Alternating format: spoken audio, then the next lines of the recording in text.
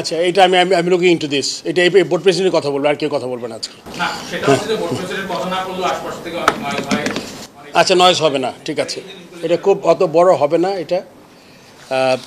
আচ্ছা, আল্লাহর নাম নিয়ে শুরু করছি। প্রথমেই আমি অত্যন্ত গর্বিত। আজকে একটা অত্যন্ত গুরুত্বপূর্ণ দায়িত্ব আমাকে দেয়া হয়েছে, যেটাতে আমি যদি আমার প্লেইং ক্যারিয়ার ধরি 82 থেকে আজকে 42 বছরের বেশি হবে। বিভিন্ন পরিক্রমায় আমি খেলেছি, অধিনায়কত্ব করেছি, তারপর আপনার সিলেকশন কমিটিতে ছিলাম 2 টার্ম। ইনফ্যাক্ট সবাই জানে 2 টার্ম, আমি আসলে 3 টার্ম করেছি। মাঝখানে একটা ছোট্ট একটা টার্ম ছিল যখন আমার প্লেইং ডে ছিল তখন। সো তারপরে কিন্তু এখানে এসছি।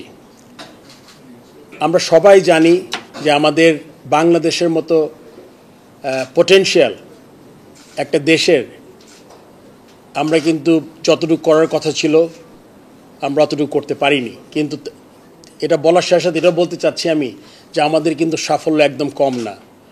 হয়তো কিছু পার্টিকুলার সেক্টরে আমরা আরও ইমপ্রুভ করার কথা ছিল, যেগুলো আমরা করতে পারিনি। তখন আমাদের দায়িত্ব হবে এই সিস্টেমটাকে রিবিল্ড করা। আপনারা জানেন অনেক সময় অনেক কাজ করা যায় না, অনেক ধরনের আউটসাইড প্রেশার থাকে। আমি আশা করব যে এইবার আমি সভাপতি থাকা অবস্থায় যতটুকু সম্ভব একটা সুন্দর সিস্টেম দাঁড়া করাতে চাই। এবং আপনার এটা পুরনো কথা যে আমি যে একটা সিস্টেমের বিরুদ্ধে লড়াই করে কিন্তু আমি পদত্যাগ করেছিলাম। তো সেটাতে আমার মাথায় সবচেয়ে বড় প্রায়োরিটি থাকবে, যাতে সিস্টেমটা আমরা তৈরি করতে চাই। আমি এটাও চাই যে আমাদের আলোকপাত করতে হবে আমাদের যেই গঠনতন্ত্রটা আছে, যার মাধ্যমে আমরা ডিরেক্টররা নির্বাচিত হই এবং ইভেনচুয়ালি প্রেসিডেন্ট। এই গঠনতন্ত্রের ব্যাপারে আমার চিন্তা করতে হবে যে এক্স্যাক্টলি আমাদের জন্য সবচেয়ে ভালো কি হয়। যদিও গঠনতন্ত্র আপনার নেক্সট ইয়ারে হয়তো ইলেকশন আছে আরেকটা, তার আগের মধ্যে আমাদের গঠনতন্ত্রটা হাত দিতে হবে এবং যেটা আমরা করব যাতে সত্যি সত্যি যারা ক্রিকেট ভালোবাসে এবং ক্রিকেটের জন্য কিছু করতে চায় তাদের আসলে অগ্রাধিকার দেওয়া উচিত। কেননা আমি জানি 18 কোটি দেশের মানুষের দেশে আমাদের দেশের আপনারা, আমরা খেলোয়াড়, আমাদের দর্শক যারা আছেন তারা এতটা ক্রিকেট পাগল, মানে খেলা পাগল মানুষ, স্পেশালি ক্রিকেট পাগল। সেখানে অনেক জিনিস আসলে আমাদের অনেক এলিমেন্ট ঢুকে যায় এবং আমাদের ক্রিকেট বোর্ড মানে খুব বেশি গ্ল্যামারাস হয়ে যায় যখন সবাই এটার একটা অংশ পেতে চায় আর কি। সো আমি চাইব যে এইটা অবশ্যই আমরা যাদের আমাদের প্রয়োজন হবে স্টেক হোল্ডারদের আমরা সাথে নিব, কিন্তু এটার কিন্তু প্রথম প্রায়োরিটি ক্রাইটেরিয়া হবে গিয়া ক্রিকেটের উন্নতি। সেটা যদি আমরা এমনভাবে করতে পারি যে আমাদের সবার আগে যদি আমি বাংলাদেশি মনে করি, আমি বাংলাদেশ আমার দেশ, তারপর যদি আমার দল চিন্তা করি, বাংলাদেশ ক্রিকেট দল আমার দল, তাহলে কিন্তু আমরা অনেক ধরনের সমস্যা থেকে আমরা বের হতে পারবো। তখন এখানে কোনো পার্সোনাল লাইকিং থাকবে না, তখন কোনো পার্সোনাল এজেন্ডা থাকবে না, দেখবে না আপনার জিনিস সব ইন প্লেস হবে। তার মানে আমরা চেষ্টা করব আমাদের দেশ এবং আমাদের দল সবার আগে, তারপর ইন্ডিভিজুয়ালগুলো ফিট ইন করবে। সেক্ষেত্রে বোর্ড ফ্যাসিলিটেট করবে আমাদের যেই কর্পোরেট স্ট্রাকচার আছে, তারা যারা কাজ করছেন তারা অক্লান্ত পরিশ্রম করছেন, যারা ডিরেক্টর সময় দিচ্ছেন, তাদের ব্যক্তিগত কাজ ছেড়ে ক্রিকেট ভালোবাসে দেখেই তো তারা কিন্তু সব পরে, তারপর কোচিং স্টাফ, তারপর নিচে নিচে গ্রাউন্ডসম্যান থেকে শুরু করে প্রত্যেকটা সহকারী যারা এই কাজ করছেন। সো যদি আমি সবাইকে এই মেসেজটা ক্লিয়ার দিতে চাই যে আমাদের দেশ আর বাংলাদেশ দলের কথা চিন্তা করি, তখন কিন্তু আপনার অন্য জায়গাগুলো খুব গৌণ হয়ে যাবে। তখন কিন্তু যে আমার এই পছন্দেরও পছন্দ, তখন এই জিনিসটা কমে যাবে আমাদের মধ্যে। আমি মনে করি যে আপনার অনেক কথা হয় যে প্রতিটা সেক্টরে বাংলাদেশে এমন দুর্নীতি হয়েছে, এটা আমরা সবাই জানি, আমরা তো সবাই বাংলাদেশেরই মানুষ। সো সেক্ষেত্রেও কিন্তু আমাদের যদি প্রত্যেকটা অর্গানাইজেশনে যেই দুর্নীতির কথা শুনেছি, এটা ক্রিকেট বোর্ড এটার বাইরে না। যদি এরকম কিছু থাকে ডেফিনেটলি এটা আমরা লুক আফটার করব, আমরা দেখব জিনিসটা কী হয়েছে। এবং আগামীতে পুরোপুরি দুর্নীতি বন্ধ করা যাবে না, এটা কেউ যদি বলে আমি তার কথা পুরোপুরি বিশ্বাস করব না, বাট একটা সিস্টেম চালু করতে হবে যেখান থেকে আমরা এই জিনিসগুলো আমরা কমাতে পারবো। এক সময় দেখব আমরা একটা দুর্নীতিমুক্ত একটা জায়গা পাবো। আমি আমার টেনিউর আমি এক্স্যাক্টলি জানি না কতদিন, বাট আমি এটা অ্যাসিওর করতে পারি আপনাদের, আমি যতদিন এই আমার সময়কাল থাকবে ততদিন আমার সর্বোচ্চ চেষ্টা থাকবে যে এই জিনিসগুলোকে লুক আফটার করা। আপনি যদিও কোয়েশ্চেনের আপনি জিজ্ঞেস করবেন যে আমার প্রায়োরিটি কী, আমি কোত্থেকে শুরু করতে চাই, এখানে কিন্তু অনেক জিনিসগুলো ইনভলভ আছে। অ্যান্ড আপনি দেখেন আমার সাথে লোকজন কিন্তু তারা কিন্তু ক্রিকেটের সবার দীর্ঘদিনের অভিজ্ঞতা।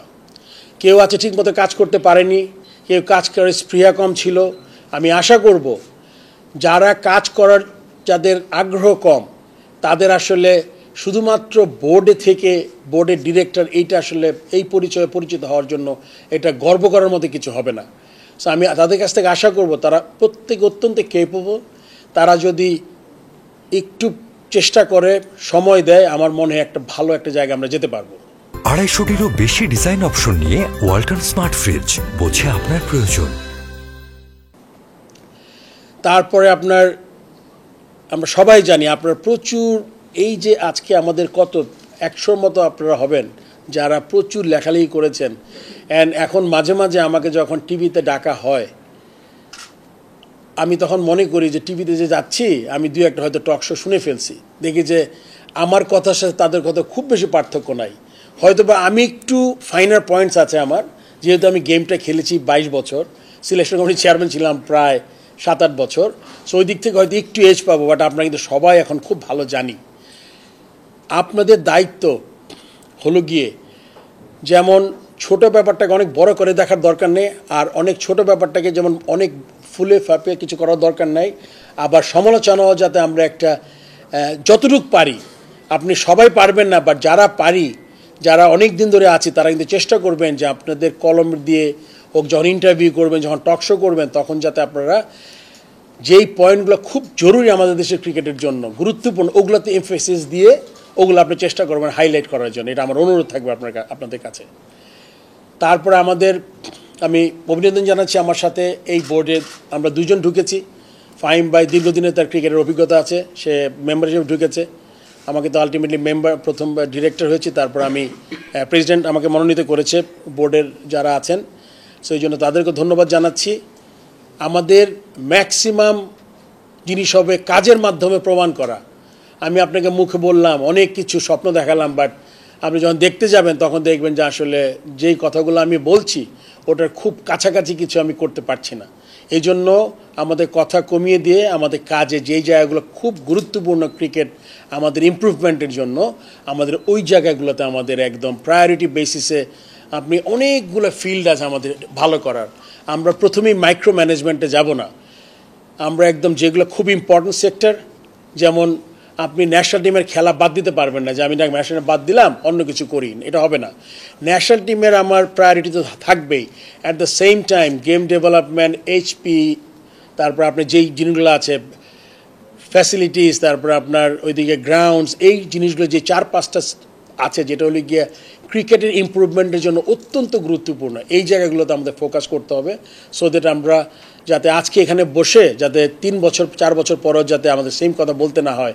আমাদের ডোমেস্টিক বেটার করতে হবে, আমাদের পিচ ভালো করতে হবে, আমাদের এসপি টিম থাকতে হবে, এই টিমের বেশি ট্যুর থাকতে হবে, এটা আমরা চেষ্টা করব। অনেক পারিপার্শ্বিক ব্যাপার থাকে, ইচ্ছা করলেও কিন্তু যারা দিন কাজ করেন তারা কিন্তু অনেক কিছু চেষ্টা করলেও হয়নি, আবার অনেক চেষ্টাও ছিল না হয়তো বা এনাফ। সো আমরা চেষ্টা করব, যদি আমাদের এখন দলটা 10 জনের, আর অনেকজন হয়তো বা দেশের বাইরে আছেন, কোথায় আছেন, এই যেটাই আমাদের আছে এইটা নিয়ে আমাদের এগিয়ে যেতে হবে।